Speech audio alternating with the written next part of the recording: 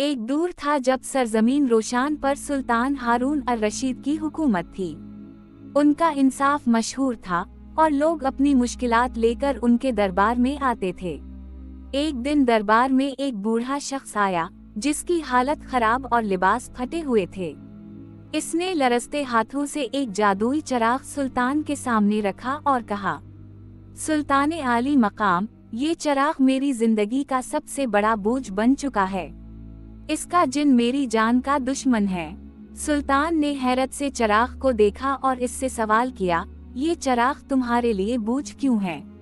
बूढ़े ने बताया कि जब उसने चिराग रगड़ा तो एक ताकतवर जिन नमूदार हुआ और कहा, मैं तुम्हारा खादिम हूँ, तुम जो कहोगे मैं करूँगा, मगर हर ख्वाहिश के बदले मेरी एक शर्त होगी। अगर तुम शर्त पूरी ना कर सके तो मैं तुम्हें तबाह कर दूंगा। बूढ़े ने अपनी बीवी को बचाने के लिए जिन से मदद ली, लेकिन शर्त पूरी ना कर सका और अब जिन इसकी जान लेना चाहता है। सुल्तान ने चिराग को रगड़कर जिन को तलब किया। एक धुआं उठा और एक कवी हैकल जिन नमूदार हुआ।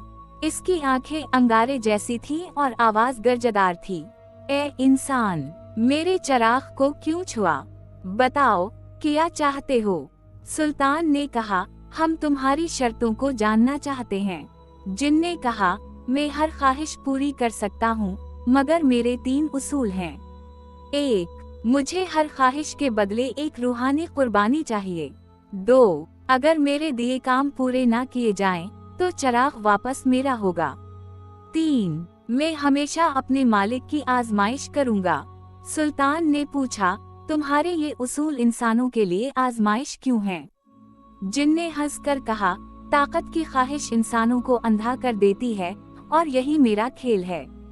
जिन ने कहा, अगर तुम चाहते हो कि मैं चिराग का बोझ हटा दूं, तो तुम्हें एक मुश्किल काम करना होगा। शुमाल के पहाड़ों में एक जादुई चैन पड़ी है जो मेरी आजादी की ताकत को रोकती है। वो चैन तोड़ कर लाओ, तब मैं चिराग से दस्तबरदार हूँगा।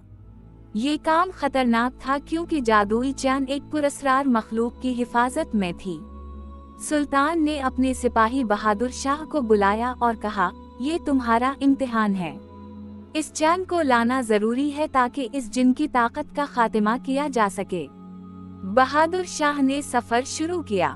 कई दिन के सफर के बाद वो शुमाल के पहाड़ों तक पहुंचा।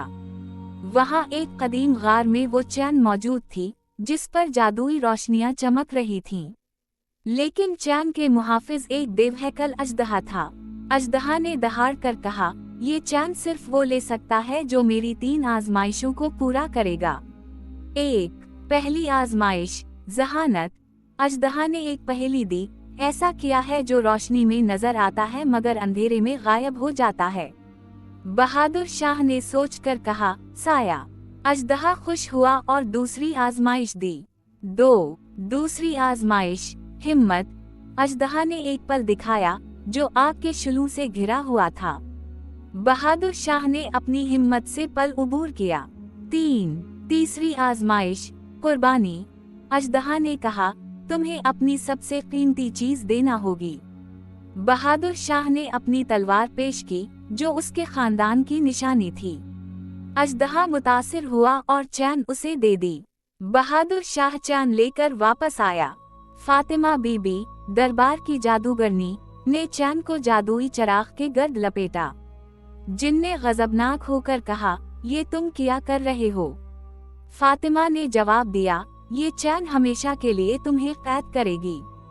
तुम अब किसी को नुकसान नहीं पहुंचा सकोगे। जिन ने अपनी ताकत छन जाने पर एक गर्जदार चीख मारी और चिराग के अंदर कैद हो गया।